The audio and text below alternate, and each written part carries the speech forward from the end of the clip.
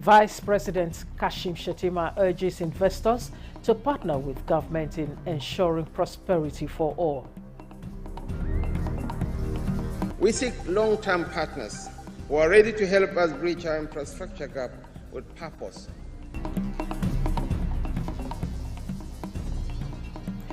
Nigeria set to become global leader in promoting responsible media consumption to tackle misinformation, hate speech and cyber threats. Stakeholders activate local government proof of address system to aid law enforcement in investigations.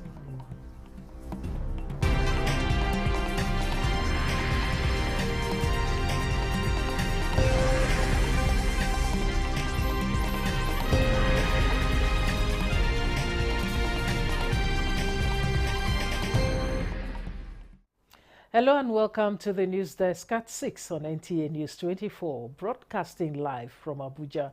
I am Stella Inameti.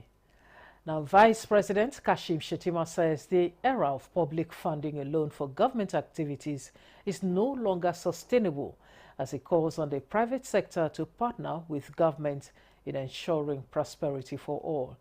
This was during the opening of the ICRC, Nigeria Public-Private Partnership Summit in Abuja. The Vice President assured prospective investors that Nigeria is not looking.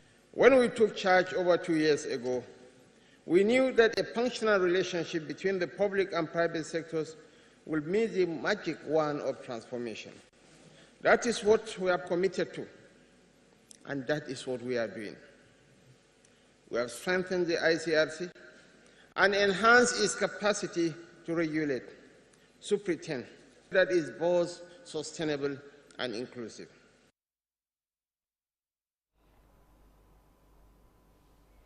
Federal government of Nigeria is assuring citizens that its commitment to host the UNESCO Category 2 Media and Information Literacy Institute is to position Nigeria as a global leader in the responsible use of media and information in the digital era.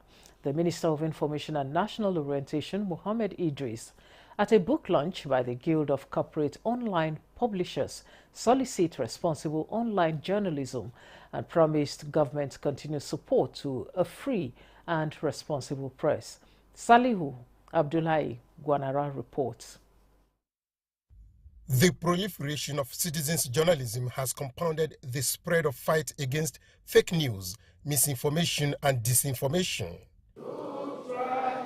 Guild of Corporate Online Publishers, through this maiden edition of a book, Nigeria Media Renaissance, is joining forces to sanitize Nigeria's media ecosystem. Online publication is the future of the media industry, which governments and lawmakers have to support through enabling laws, tax exemptions, grants, among others. The Minister of Information and National Orientation was emphatic that it is the duty of government to work with credible media groups to tell the Nigerian story in a way that inspires hope. Once any platform, online platform, is seen to have published something that is fake, we have this penchant to think that, oh, it's just fake news and then it goes on. What is GOCOP doing to check those who are peddlers of this fake news? They told me that not all of them are members of GOCOP.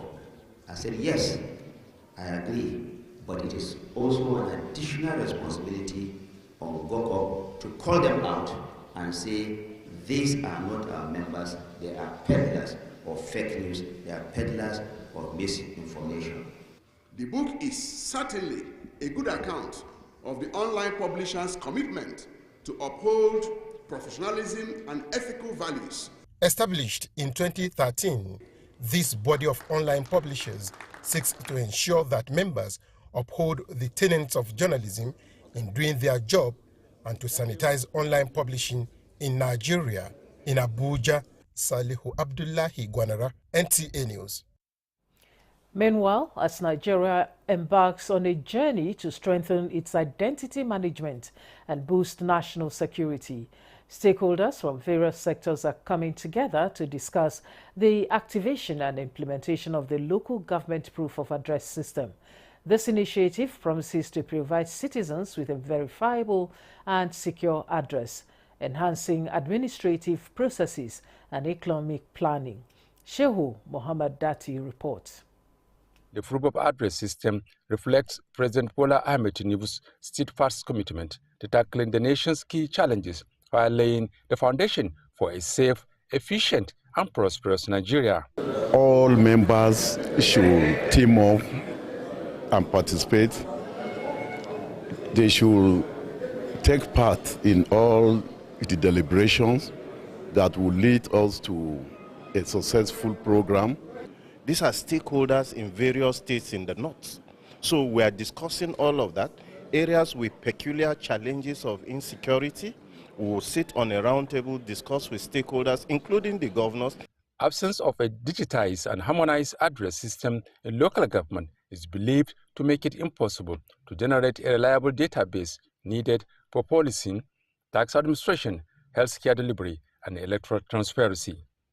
And this proof of address system will definitely ensure a tentative address for each and every individual, including business premises. Is more than happy to partner with Algon and of course the federal government to see to the implementation, not only implementation but sustainability of this project. The local government proof of address has a primary goal of boosting national security, enhancing economic planning, and strengthening national identity management by providing citizens with a verifiable and secure address. In Abuja, Shehu Mohammed Dati, NTA News. At the 2025 Nigeria Public-Private Partnership Summit, President Bola Ahmed Tinubu sent a strong message to the global investment community. Nigeria is open for business, but stakeholders at the summit say that to truly attract and retain investment, the country must ensure a more transparent and predictable business environment. Justin Ben Unyi has details. It is a convergence of minds and missions. Policymakers, global investors, and economic institutions gathering under one roof in Abuja for the 2025 Public-Private Partnership Summit. With the theme Unlocking Nigeria's Potential, the role of PPP in delivering the Renewed Hope agenda. The summit is organized by the Infrastructure Concession Regulatory Commission, ICRC. Nigeria's infrastructure deficit, estimated at $2.3 trillion, is at the center of the conversation. But beyond the figures, the emphasis is on creating the right environment to drive investor confidence. That Nigeria is open to business and serious about the results, and it has no time to lose. We can see our e-Gate project, we can see our data center, which is one of the biggest we have in Nigeria today, the 8.3 petabyte, they are all PPP projects. Speaker after speaker echoed a resounding call. The ease of doing business must be improved. Stakeholders stressed the need for clear, consistent, and investor-friendly regulations to ensure PPPs work efficiently from conception to execution. Fund is a coward. It goes to an environment where it is well protected. So the ICRC Act provided that once you go through the gamut of the laws and regulation, any investor coming into the country will be well protected. Development partners also lent their voice, urging that PPP projects be not only attractive, but practical, designed to yield early wins and long-term value for all parties involved. So we need to take our time in designing this, implementing what I call the low-hanging fruits, let investors experience the success of these early projects, and they'll have greater confidence in coming into other projects. From all indications, unlocking Nigeria's future will require more than partnerships. It demands the right environment for them to thrive. Justin Bemunyi, NTA News. The Nigeria Consumer Credit Corporation is rolling out a major initiative aimed at boosting financial inclusion and expanding access to credit, especially among young people and civil servants. Led by Managing Director Uzoma Nwagba, the corporation has partnered 23 financial institutions to provide consumer credit to an initial group of 400,000 Nigerians, with a strong focus on promoting responsible borrowing and lending practices. Ikemini Williams has details. Nigeria's financial system has been criticized for being out of touch with the realities of everyday citizens. According to financial experts, most banks have limited their offerings to basic account services, often with high fees and minimal customer support, making it difficult for the average Nigerian to access meaningful credit. But that narrative may be shifting. With the introduction of Consumer Credit Scheme, the Nigeria Consumer Credit Corporation says it's not just about loans, it's about building a pathway to financial dignity. We target people who have never accessed consumer credit before, who have never borrowed money to buy a laptop or to get a phone or to improve their homes or renovate their homes or get a solar panel. The reason for that is that they are the ones who are the credible voices that can say, I now have a better quality of life in this area or for this thing. And you can build a credit history and you can grow your credit score. So before you even get credit as a youth corper, you go through some sort of credit training. You actually simulate credit behavior. You teach about savings, financial management, planning your finances on your 70,000 naira alawi per month. It's not the behavior you have on 70,000 naira is the same behavior you have on 7 million naira per month. So that early orientation is the most important thing for us. Analysts agree that a robust consumer credit system is key to driving economic development, but they caution that the system must go beyond simply offering loans for household items. They argue it should also help borrowers generate income, boost productivity, and support local manufacturing. In effect, using credit as a tool to grow the economy from the ground up. I hope this will be properly locked in, with the Nigerian First policy.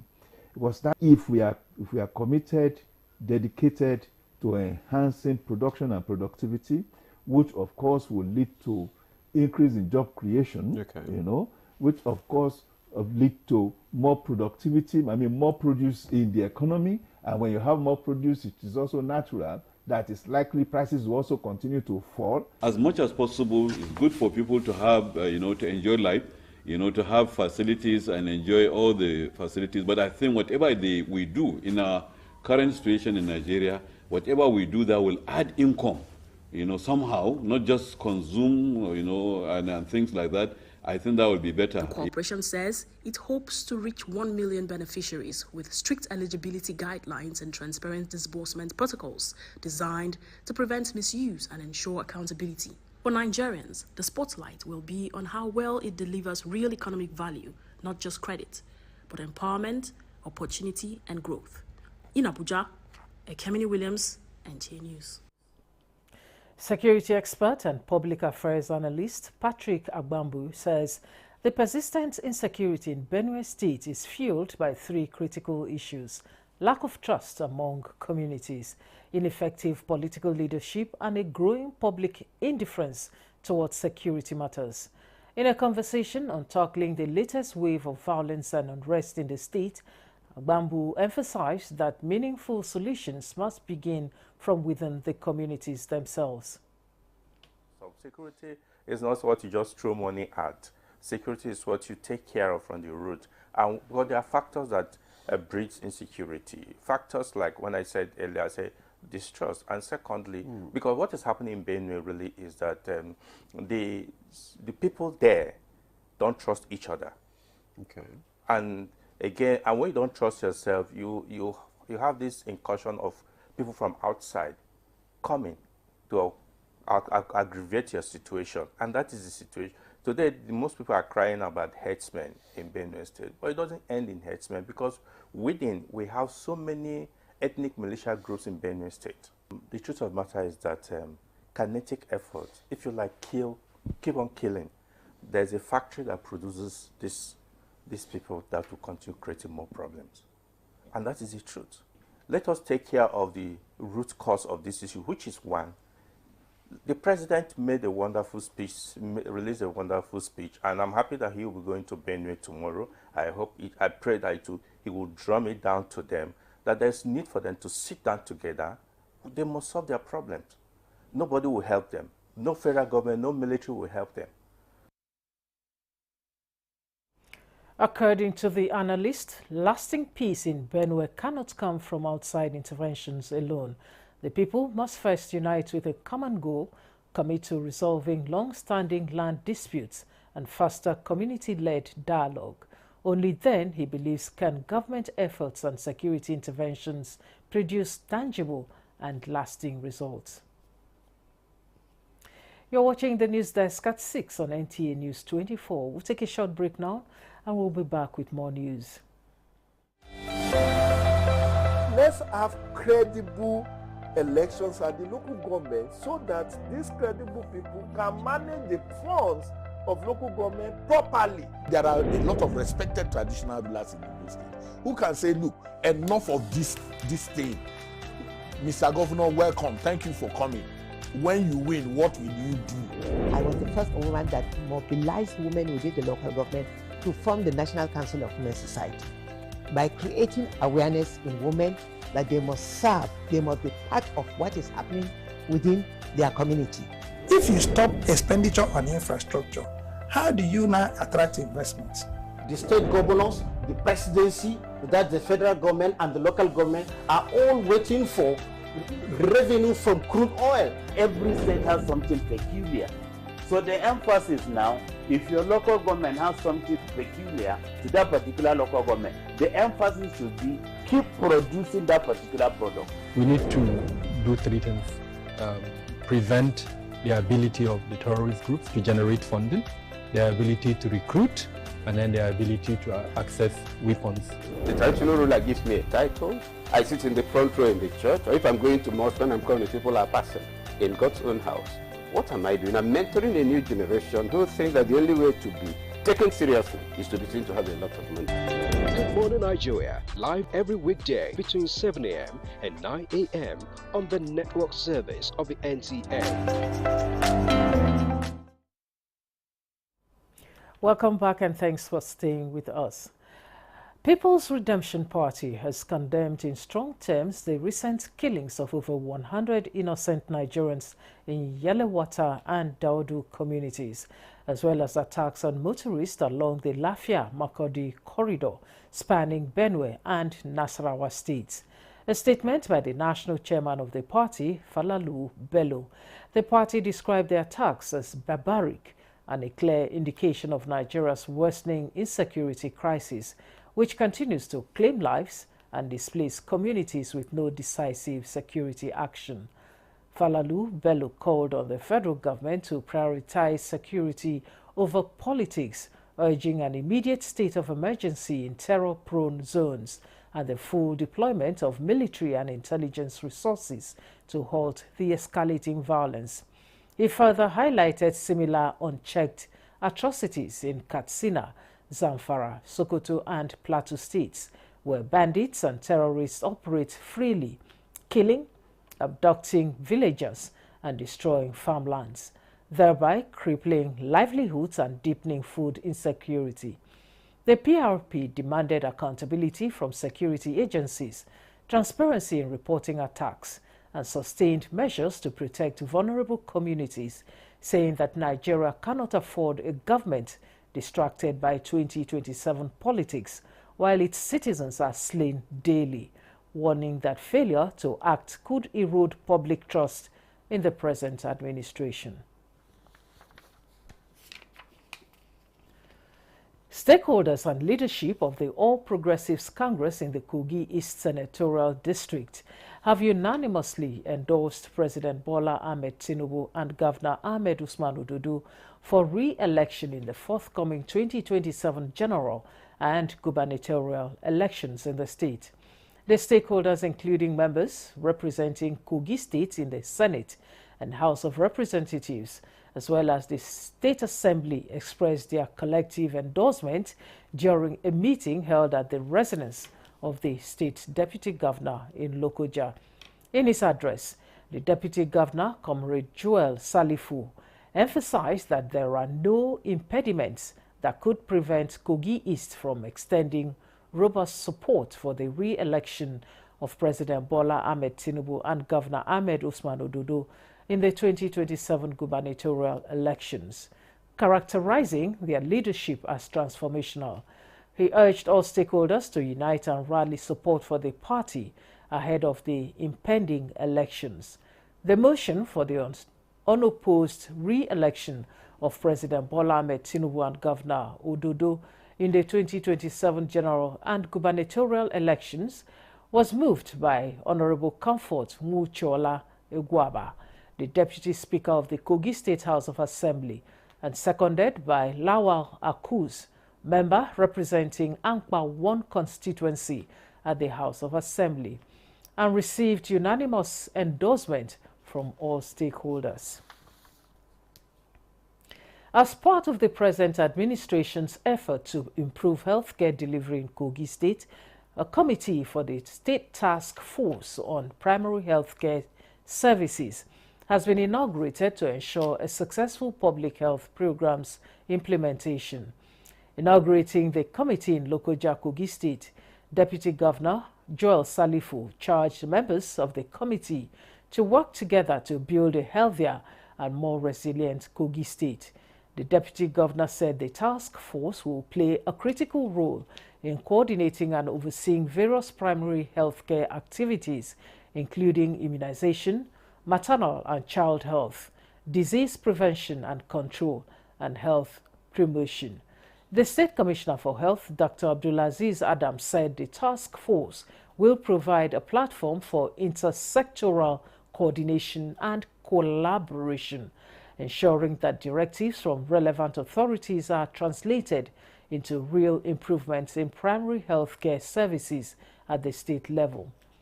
Earlier, the Executive Director, Kogi State Primary Healthcare Development Agency, Dr. Muazu Musa, expressed gratitude to Governor Ahmed Usman Ododo for his leadership and commitment to the cause. French Embassy in Nigeria has launched a landmark initiative to tackle plastic waste in 13 Nigerian universities. The project, which was officially launched in June 2024 as part of the French Embassy Fund, is aimed at promoting sustainable waste practices through innovation and collaboration. Suleiman Abdul Wahab reports. 90 pays sont venus sur ce sujet. Africa must not be the world dumping ground.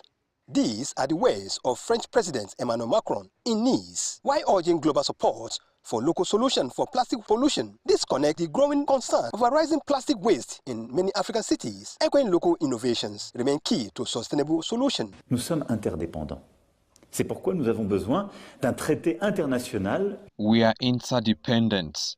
That is why we need an international treaty which is legally binding. D'avancer sur plusieurs objectifs fondamentaux.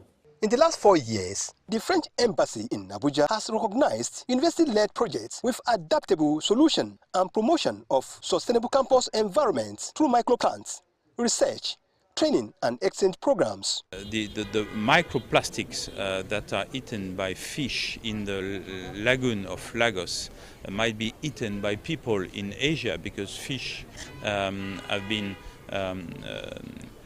taken by foreign boats and sold everywhere in the world. The work done by the students through the songs they have created, through the text, the poems, and what they've done with the dresses, the paintings. So I feel that this generation is really aware of the emergency to tackle pollution, plastic pollution issue.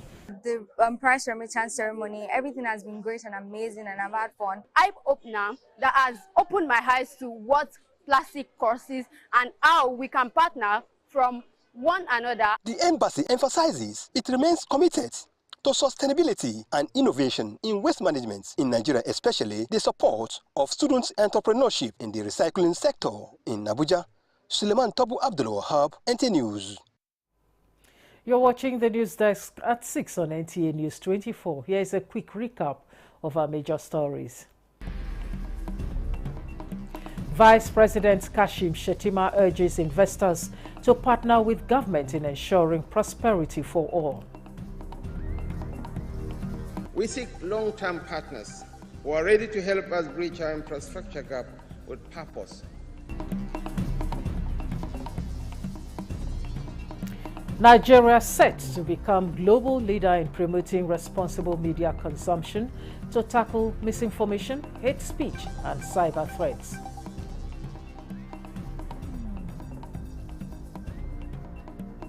Stakeholders activate local government proof of address system to aid law enforcement in investigations.